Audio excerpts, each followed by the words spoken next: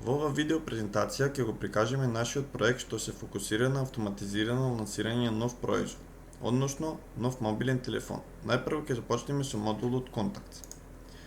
Тука ги чуваме сите корисници. Важно е што користиме тагови за да ги разликуваме корисниците. Постојат два типа на корисници: постоечки купувачи и нови потенцијални купувачи, бидејќи автоматизацијата ќе се однесува различно на секоја група. Во следниот дел ќе пристапиме кон Marketing Automation модулот.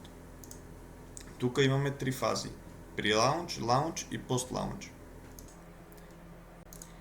Во pre-launch фазата системот праќа pre-order мејлови. Редовните клиенти добиваат мејл, односно шанса да направат pre-order на производот.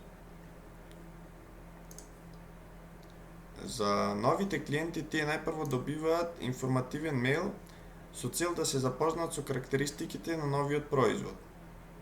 Дополнително, доколку корисникот го отвори мејлот во првиот 1 час, тој автоматски добива уште еден мејл.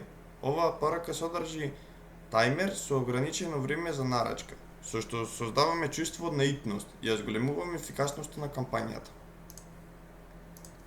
Следната фаза е launch фазата. На денот на официјалното пуштање во продажба, сите контакти во системот добиваат launch мејлот.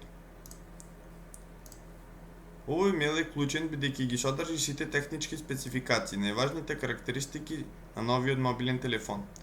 Исто така, доколку корисникот не го отвори мејлот во наредните 3 дена, добива потсетувачки мејл. Доколку го отвори во текот на една недела, добива уште еден мејл.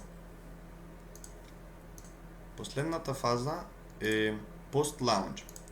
По една недела од launch фазата, за оние кои се уште не купиле, праќа специјални промотивни понуди или купони за попуст со цел да ги поттикне да ја направат својата прва нарачка. Преку овој проект покажуваме како маркетинг автоматизацијата драстично го намалува работењето и ја елиминира можноста за човечка грешка.